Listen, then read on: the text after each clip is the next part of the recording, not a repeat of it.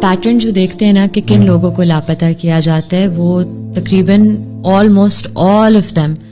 Are those جنہوں نے فوج پر تنقید کی ہے یا انٹیلیجنس ایجنسیز پر تنقید کی ہے. آبویسلی جب 70 سالوں سے یہ ایک ادارہ, اور یہ فرد واحد کی بات نہیں ہے, یہ ادارے کی بات ہے, ادارہ جب اس ملک پر قابض ہے, اس کے وسائل پر قابض ہے اور لوگ اس کے خلاف بولتے ہیں قابض ہونے کی وجہ سے, تو ظاہری سی بات ہے ان کو لگتا ہے کیونکہ آپ کا پورا جو ایک اسٹیٹ اسٹرکچر ہے وہ اس طریقے سے ہی کنٹینیو ہو رہا ہے جیسے آپ ابھی تک ایک کلونیل اسٹیٹ ہیں. سارے آپ کے کلونیل لاز ابھی تک ان پلیس ہیں, آپ کا پینل کوڈ ایک کلونیل لا ہے, آپ کی جو باقی قوانین ہیں جن میں بہت سی ایسی پروویژنز ہیں جو بعد میں قوانین آئے ہیں, not just talking about colonial laws, for example جو پیکا ہے 2016 میں جو لایا گیا تھا, اس میں بھی جس طرح کی پروویژنز ہیں, نظر آتا ہے کہ ہماری ریاست ہمیشہ یہ کوشش کری ہوتی ہے کہ فوج ایک ہولی کاؤ ہے اور اس کے خلاف کوئی بھی تنقید ہم برداشت نہیں کریں گے.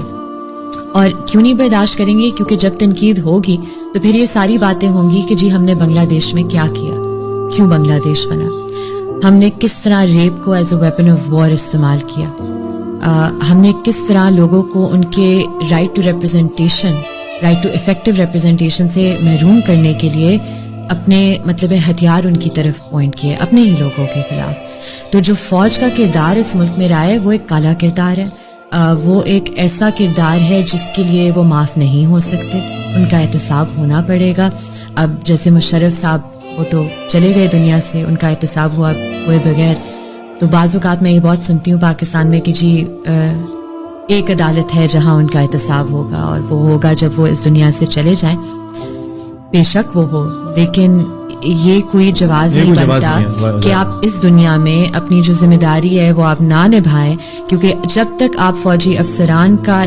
ان کا احتساب نہیں کرتے ان کی انسانی حقوق کی خلاف ورزیوں کے لیے اور ان کے جنگی جرائم کی وجہ سے ان کے خلاف ایکشن نہیں لیتے,